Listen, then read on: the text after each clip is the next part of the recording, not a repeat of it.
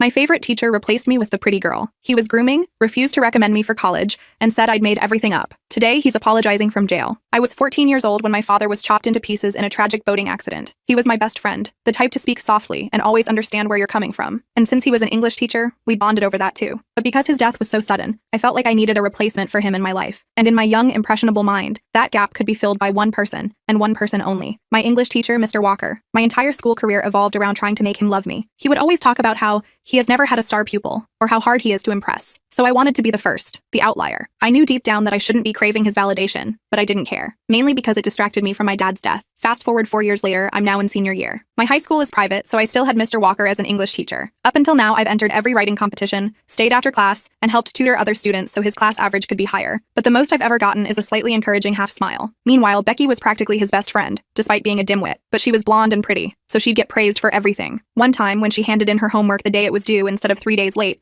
he publicly announced that she was the best student in all his time. Another time, on her birthday, he brought in a huge cake and balloons for her, for the entire week. But when I reminded him it was mine, he just said congrats before returning to his work. And it broke my heart, but I wasn't giving up. So when I needed a letter for my dream university, I asked Mr. Walker. Sure, come back tomorrow afternoon, he said. I just nodded, like it wasn't a big deal. But as soon as I turned the corner, I was smiling harder than SpongeBob. My heart was fluttering. I had more confidence than ever. The next day, when I showed up, he told me to leave. I won't need your help to fill this out. I'll let you know when it's done. My face fell, but I was still glad he was going to do it. But as I left, my blood turned cold, because I ran into Becky. She was walking into Mr. Walker's office with a tiny skirt and top. In her hands was what looked like the recommendation letter template. Her blonde hair bounced as she walked. I tried to glare at her hard enough to burn a hole through her. It didn't work. So I settled for unliking all her posts on Instagram on the bus ride home. A few weeks passed, and there was still no word from him. Then came the week of the deadline. I checked my application process, and still no letter. So the next day, I came into his class early. You're not really Ivy League material, he said, locking eyes with me. I could feel my heart beating in my chest. What are you talking about? Well, he interrupted. I just don't think you've ever put in that much effort. My head was thumping. I knew it was because he wanted Becky to get in instead of me. At that moment, something inside me broke. I was finally seeing him for what he was, not some superhero, not a man who just got me. He was a creep, and Becky wasn't my enemy. She was his victim. So I agreed with him, told him I was in over my head. Little did he know, I was about to rip him into pieces. I went straight to the library and used one of the computers to start documenting everything I could remember about Mr. Walker's inappropriate behavior toward Becky. The birthday celebration, the special treatment, the way he looked at her when he thought no one was watching. I also wrote down how he'd promised to write me a recommendation letter and then refused, claiming I hadn't put in effort despite my perfect grades and extracurricular activities. I wasn't sure what I was going to do with this information yet, but it felt good to get it all down. I printed out my notes and tucked them into my backpack. As I was leaving the library, I literally ran into Becky. My papers went flying everywhere, and she helped me pick them up. That's when she saw her name on one of the pages. "Why are you writing about me?" she asked, her voice more curious than angry. I panicked and grabbed the paper from her hand. "It's nothing," I said. "Just some notes for a project." She gave me a weird look but didn't push it. As she walked away, I had a thought. Maybe Becky wasn't as oblivious as I thought. Maybe she knew exactly what Mr. Walker was doing and was using it to her advantage. Or maybe she was completely in the dark about how inappropriate his attention was. Either way, I needed to find out. The next day, I decided to try talking to Becky. I caught up with her after lunch and asked if she wanted to study together for the upcoming English test. She seemed surprised but agreed. We planned to meet at the local coffee shop after school. When we got there, I bought us both coffees and tried to make small talk. It was awkward at first. We'd never been friends, and she probably sensed I didn't like her. But eventually, we started talking about college applications. "Mr. Walker is writing my recommendation for Yale," she said, stirring her coffee. "He says I have a really good chance of getting in." I tried not to show how angry that made me. "That's great," I said. "He refused to write mine, said I wasn't Ivy League material." Becky looked genuinely shocked. "What? But you're like the smartest person in our grade? Your essays are always perfect." I hadn't expected that response. It made me reconsider my assumptions about her. Maybe she wasn't as aware of the situation as I thought. "Can I ask you something?"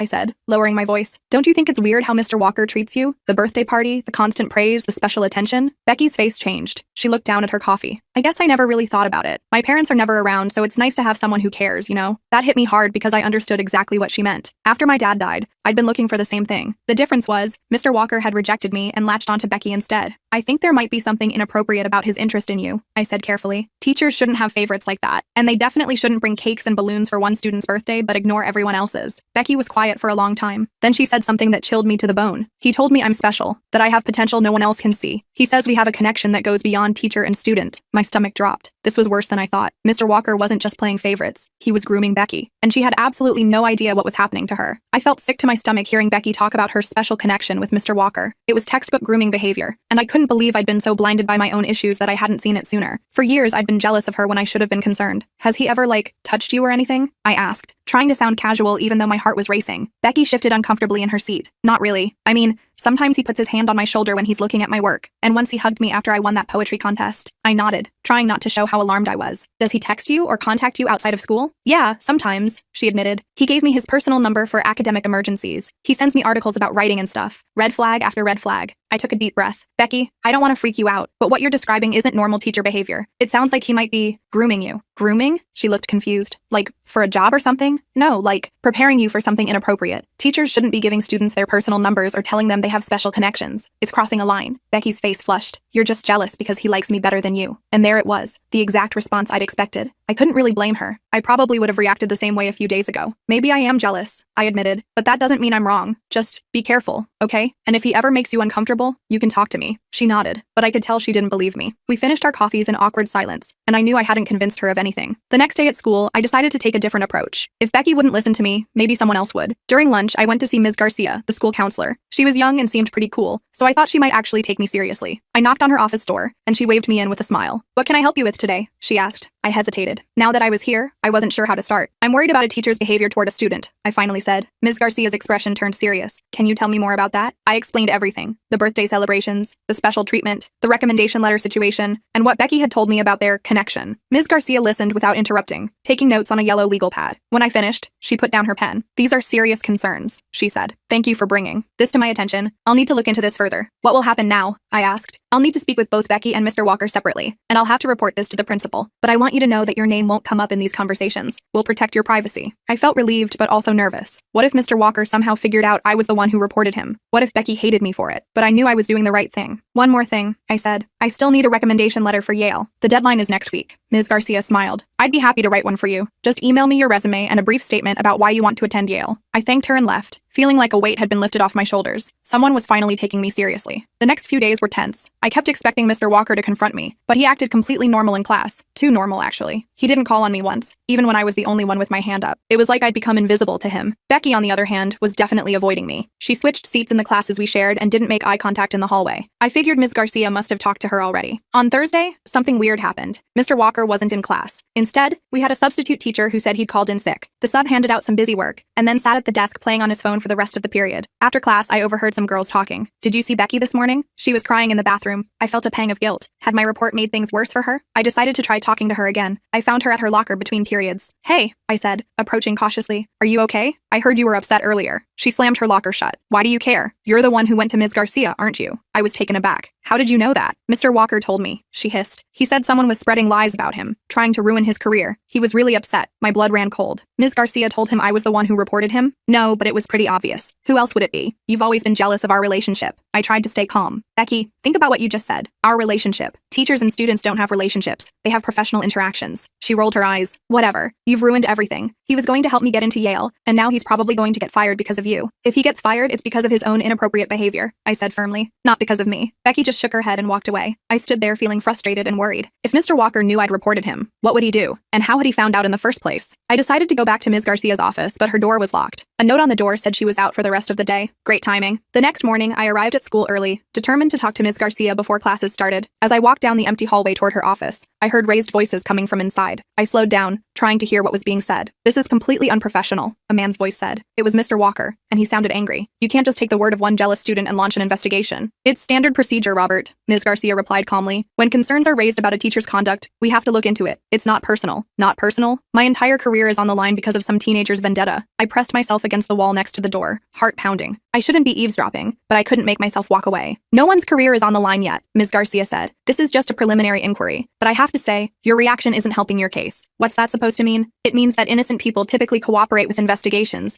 rather than trying to intimidate witnesses. There was a pause. I don't know what you're talking about. Becky told me you confronted her about our conversation. That was completely inappropriate, Robert, and it suggests you have something to hide. Another pause. I think I need to speak with my union representative before continuing this conversation. That's your right. But in the meantime, the principal has decided you should take a few days of administrative leave while we sort this out. This is ridiculous, Mr. Walker muttered. All because I refused to write a letter for one entitled student. I heard footsteps approaching the door and quickly ducked into the nearest bathroom. Through the crack in the door, I watched Mr. Walker storm past, his face red with anger. I waited a few minutes before slipping out and knocking on Ms. Garcia's door. She looked tired but managed a smile when she saw me. Come in, she said, gesturing to the chair across from her desk. I think Mr. Walker knows I reported him, I blurted out as soon as I sat down. He told Becky someone was spreading lies about him, and she figured out it was me. Ms. Garcia frowned. That's concerning. He shouldn't be discussing this with students at all, especially not Becky. I'll add this to my report. She made a note on her legal pad. How are you doing with all this? It can't be easy. I shrugged. I'm okay. Mostly worried about Becky. She's really mad at me. Give her time. This is confusing for her. She's formed an attachment to Mr. Walker, and it's hard for her to see that his behavior might be inappropriate. I nodded. What happens now? Mr. Walker will be on leave for at least a week while we investigate. The principal is taking this very seriously. In the meantime, try to focus on your own studies, and don't worry about your recommendation letter. I sent mine in yesterday. I thanked her and headed to my first class, feeling a mix of relief and anxiety. On one hand, someone was finally taking action. On the other hand, I'd made an enemy of both Mr. Walker and Becky. The next week was weird. We had a substitute for English class who clearly had no idea what she was doing. She just had us read silently for most of the period while she scrolled through her phone. The rumor mill was working overtime, with different stories about why Mr. Walker was absent. Some people said he had a family emergency. Others said he was being investigated for giving answers to the upcoming AP exam. No one seemed to know the truth except me and Becky. Speaking of Becky, she was still avoiding me. I tried to talk to her a few times, but she always walked away. I noticed she was spending a lot of time on her phone,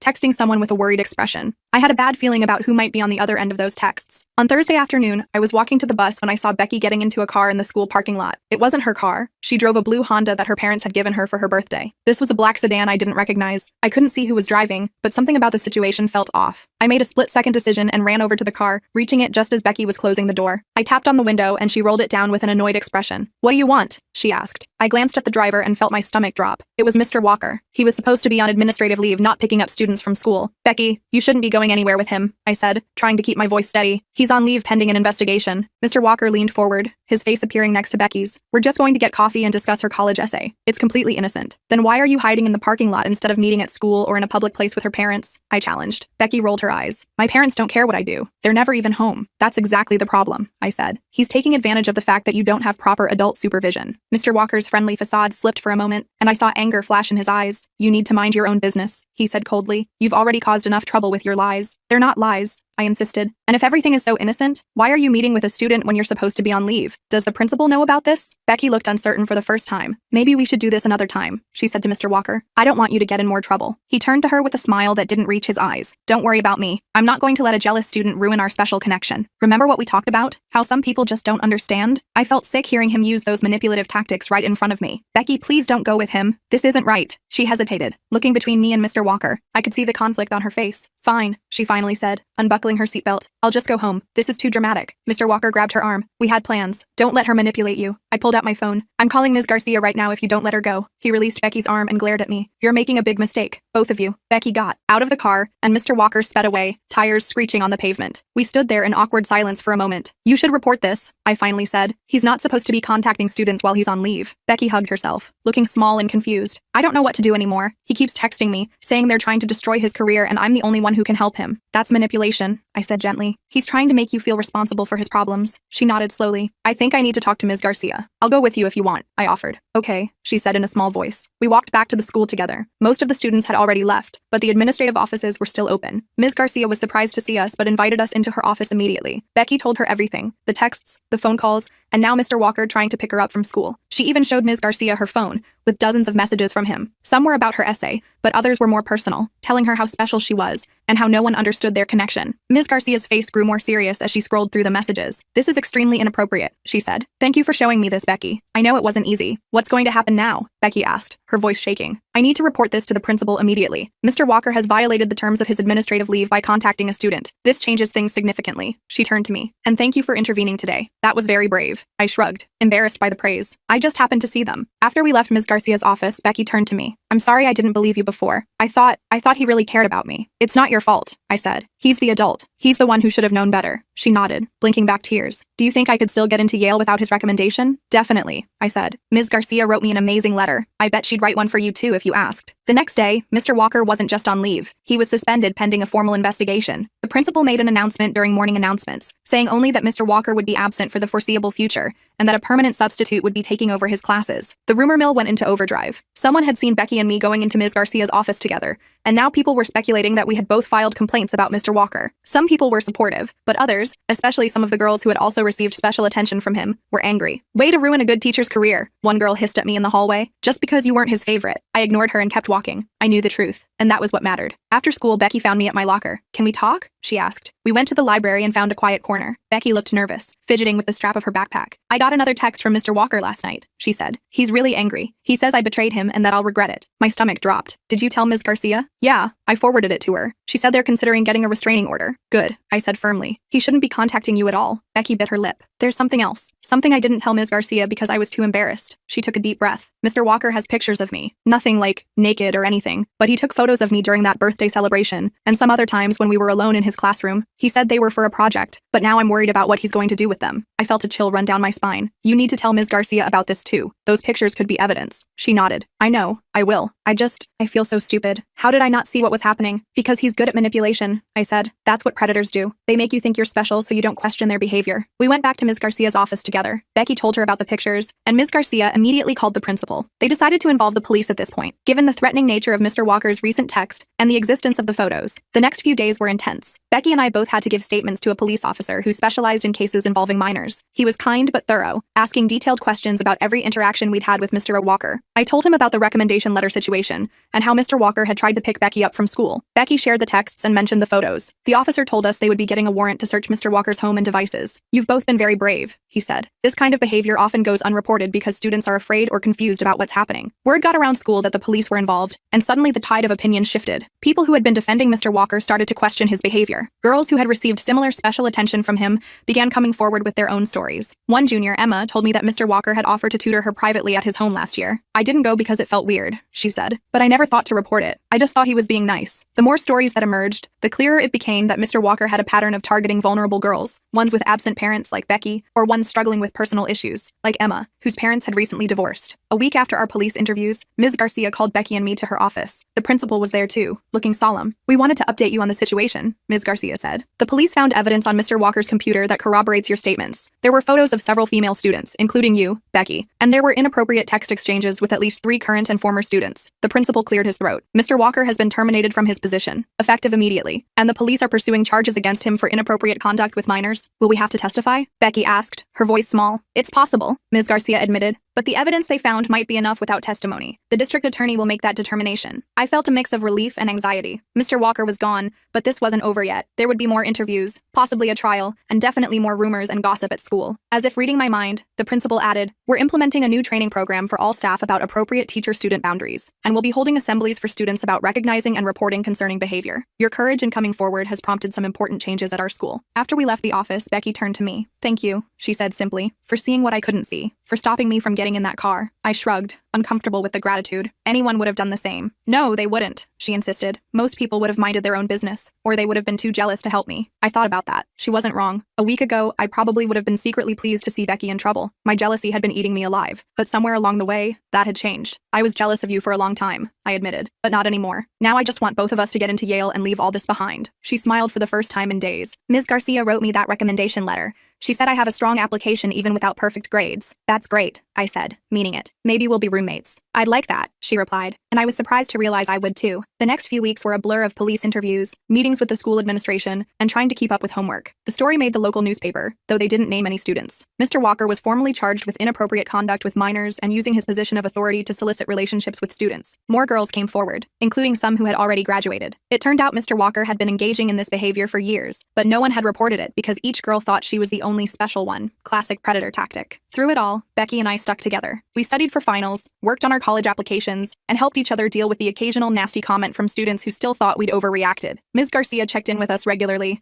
making sure we were handling the stress okay. One afternoon, as Becky and I were leaving school, I spotted a familiar figure in the parking lot. It was my mom, leaning against her car and waving at me. I was surprised. She rarely picked me up from school, preferring that I take the bus. Mom, what are you doing here? I asked as we approached. She pulled me into a hug. I wanted to surprise you. I got a call from your counselor. Today. I tensed. Ms. Garcia called you? Yes. She told me everything that's been happening, about Mr. Walker, and how brave you've been. She looked at me with tears in her eyes. I'm so proud of you, and I'm sorry I haven't been more present since your dad died. Over the past few weeks, I'd noticed my my mom slowly emerging from the fog of grief that had surrounded her since Dad's accident. She'd started asking about my day again, cooking actual meals instead of just microwaving frozen dinners. It was like she was gradually coming back to life. Ms. Garcia's call seemed to have accelerated that process. I introduced her to Becky, and to my surprise, my mom invited her to come over for dinner. "Any friend of my daughter's is welcome in our home," she said warmly. As we drove home, with Becky following in her car, I felt something I hadn't experienced in a long time, a sense of peace. My dad was gone, and nothing could change that. Mr. Walker had never been the father figure I needed, and I was finally okay with that. I didn't need a replacement for my dad. I just needed to remember what he'd taught me, to stand up for what's right, even when it's hard, especially when it's hard. And as for Yale, Ms. Garcia emailed me the next day to let me know that both Becky and I had been accepted. We were going to be roommates after all. I couldn't believe it when I got that email from Ms. Garcia. Yale. Freaking Yale. After everything that had happened with Mr. Walker, getting that acceptance felt like the universe was finally cutting me some slack. Becky was just as shocked as I was when she got her acceptance letter too. We spent like an hour on the phone that night, planning our dorm setup and talking about which classes we wanted to take. The next day at school,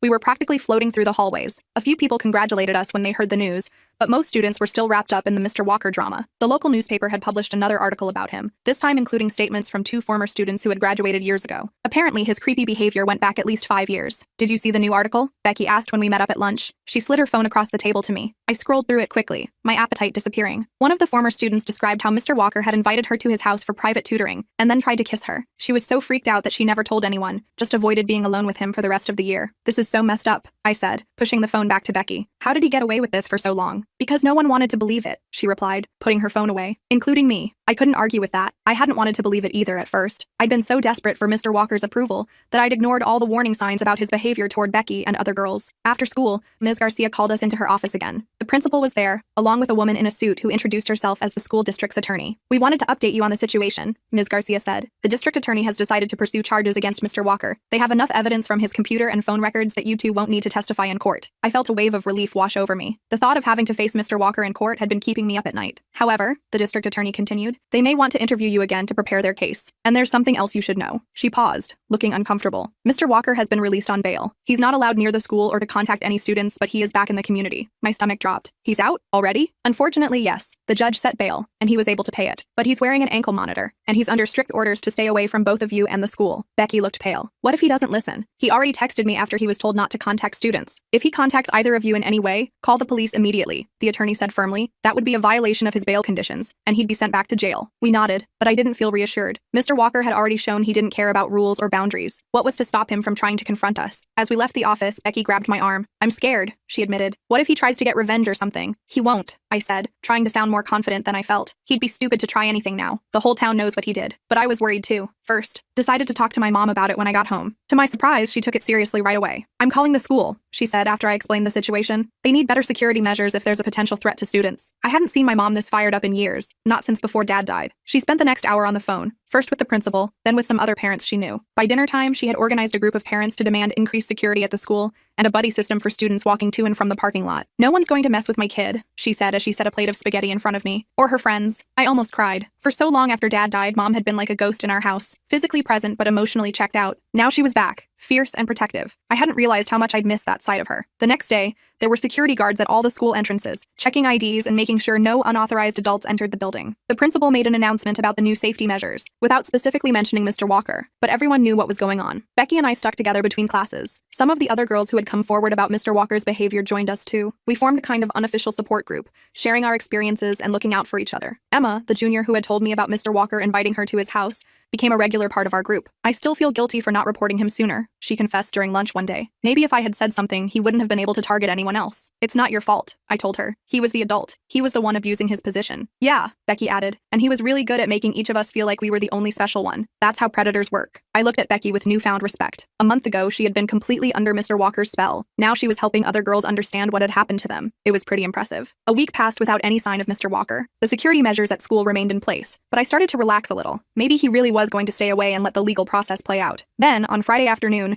I was walking to my car in the student parking lot when I noticed a black sedan parked across the street. The same black sedan I'd seen Mr. Walker driving when he tried to pick up Becky. My heart started racing. I couldn't see if anyone was inside because of the tinted windows. I pulled out my phone, ready to call the police, when the car suddenly started and drove away. I stood there, frozen, wondering if I'd imagined the whole thing. Was I getting paranoid? I decided not to mention it to anyone. There was no proof it was actually Mr. Walker's car, and I didn't want to freak Becky out over nothing. But I made sure to park closer to the school entrance after that, and I always checked my surroundings when walking to and from my car. The weekend passed uneventfully. I spent most of it studying for finals and working on scholarship applications for Yale. The tuition was steep, and even though I'd been accepted, I needed financial help to actually attend. On Monday morning, I arrived at school early to meet with Ms. Garcia about a scholarship recommendation. As I walked through the nearly empty parking lot, I had that feeling again, like someone was watching me. I turned around quickly, scanning the area, but didn't see anyone. Get a grip, I muttered to myself. You're being paranoid. I hurried into the building, nodding at the security guard as I passed. Ms. Garcia was already in her office, coffee in hand, looking tired but smiling when I walked in. Ready to work on those scholarship applications? She asked. I nodded, pushing my paranoia aside. We spent the next half hour going over my options and drafting a strategy for the applications. By the time the first bell rang, I was feeling much better. Oh, I almost forgot, Ms. Garcia said as I was gathering my things. The police called yesterday. They found more evidence on Mr. Walker's computer. Apparently, he had folders with photos of several students, including both you and Becky. I froze. Photos of me? But I never posed for any pictures for him. They were taken without your knowledge, it seems. Mostly in class or at school events. Nothing inappropriate, but still concerning given the context. I felt sick. The idea that Mr. Walker had been secretly taking photos of me made my skin crawl. All those years I'd spent trying to impress him, and he'd been creeping on me just like he had with Becky and the others. Are you okay? Ms. Garcia asked, noticing my expression. Yeah, just grossed out, I guess. That's understandable, but this is actually good news for the case against him. It shows a pattern of inappropriate interest in multiple students. I nodded and headed to my first class, still feeling unsettled. When I saw Becky in English, I pulled her aside and told her what Ms. Garcia had said. That's so creepy, she whispered, looking as disturbed as I felt. Do you think he has photos of other girls too? Probably. Ms. Garcia said there were several students in his folders. We didn't have time to discuss it further before class started, but we agreed to talk more at lunch. The substitute teacher was actually pretty good, much better than the first one we'd had. She was a retired English professor from the community college,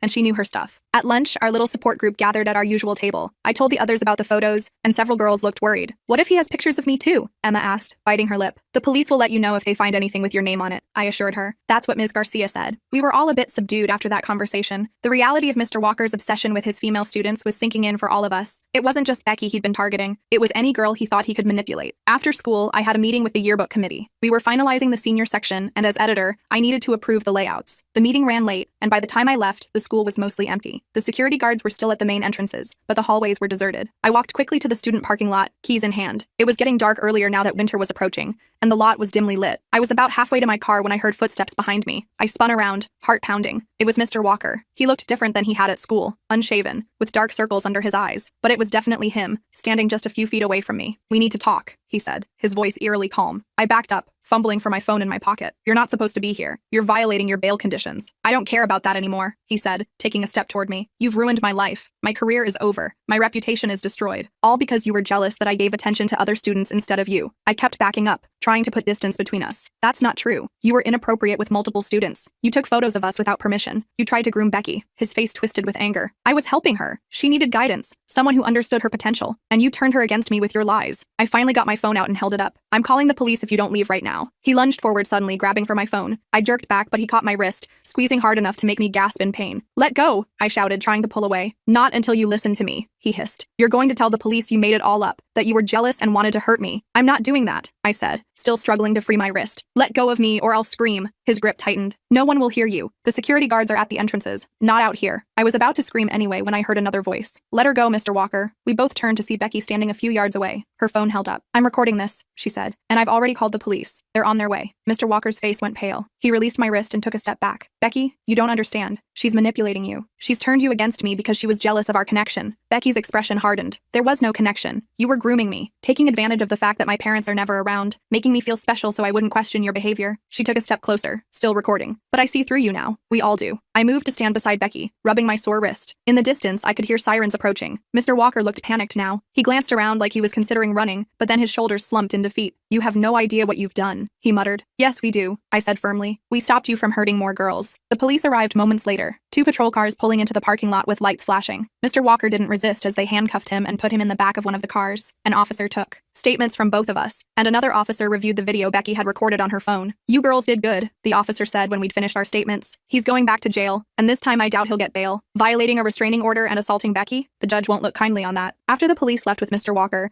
Becky and I just stood there in the parking lot, processing what had happened. How did you know to come back? I asked her. I forgot my calculus book in my locker, she explained. When I came back to get it, I saw his car parked down the street. I recognized it right away, so I stayed hidden and called the police. Then I saw him following you to the parking lot, and I knew I had to do something. Thank you, I said, my voice shaking a little. I don't know what would have happened if you hadn't shown up. She shrugged, but I could tell she was shaken too. That's what friends do, right? Look out for each other. Friends. It was still weird to think of Becky that way after years of jealousy and resentment, but she just potentially saved me from a dangerous situation. If that didn't make us friends, I didn't know what did. My mom freaked out when I told her what happened. She wanted to pull me out of school for the rest of the year, but I convinced her that wasn't necessary. Mr. Walker was in jail, and the school had increased security. Plus, I only had a few more months until graduation. I wasn't going to let him ruin that for me. The next few weeks were a blur of finals, college preparations, and one last police interview about the incident in the parking lot. Mr. Walker was denied bail this time, just as the officer had predicted. He was going to remain in jail until his trial, which was scheduled for the summer. Graduation day finally arrived. As I sat in the auditorium in my cap and gown, waiting for my name to be called, I couldn't help thinking about how much had changed in the past year. I'd lost my obsession with gaining Mr. Walker's approval. I'd found my voice and stood up for what was right. I'd made new friends, including Becky, who was sitting a few rows ahead of me, her blonde hair visible under her cap. And most importantly, I'd started to heal from my dad's death. I would always miss him, but I no longer felt that desperate need to replace him. I had realized that no one could fill that role, and that was okay. I could carry his memory with me without trying to find him in other people. When the principal called my name, I walked across the stage with my head held high. I could see my mom in the audience cheering loudly. Next to her was Ms. Garcia, who had come to support all the students involved in the Mr. Walker case. After the ceremony, as we were taking photos outside, Becky came up to me with a small gift bag. "What's this?" I asked, surprised. "Just a little something for my future roommate," she said with a smile. "Open it." Inside was a Yale sweatshirt and a framed photo of the two of us at the school's spring carnival, arms around each other's shoulders, laughing at something off camera. "So we never forget where we came from," Becky explained, "and what we overcame to get where we're going." I hugged her, genuinely touched by the gesture. "Thanks for everything." My mom joined us, insisting on taking about 1,000,000 photos of me and Becky in our caps and gowns. As she was snapping away, I caught sight of Ms. Garcia talking to some other parents nearby. She caught my eye and gave me a thumbs up. That summer went by in a flash. Mr. Walker's trial was quick. With all the evidence against him, including the video Becky had taken in the parking lot, he didn't stand a chance. He was sentenced to 5 years for inappropriate conduct with minors and violating his restraining order. When August rolled around, Mom and I packed up the car for the drive to Yale. Becky and her parents met us there, and we moved into our dorm room together. It was small but cozy, with just enough space for our twin beds and desks. As we were unpacking, Becky pulled out the framed photo she'd given me at graduation and placed it on her desk. "To remind us where we came from," she said again. I nodded, feeling a sense of closure. High school was behind us now, with all its drama and pain and growth. College was ahead, full of new opportunities and challenges. That night, as I lay in my new bed in my new dorm room, I thought about my dad. I wished he could have seen me graduate, could have helped me move into college, but I knew he would have been proud of me, not just for getting into Yale, but for standing up for what was right, even when it was hard. And that was enough.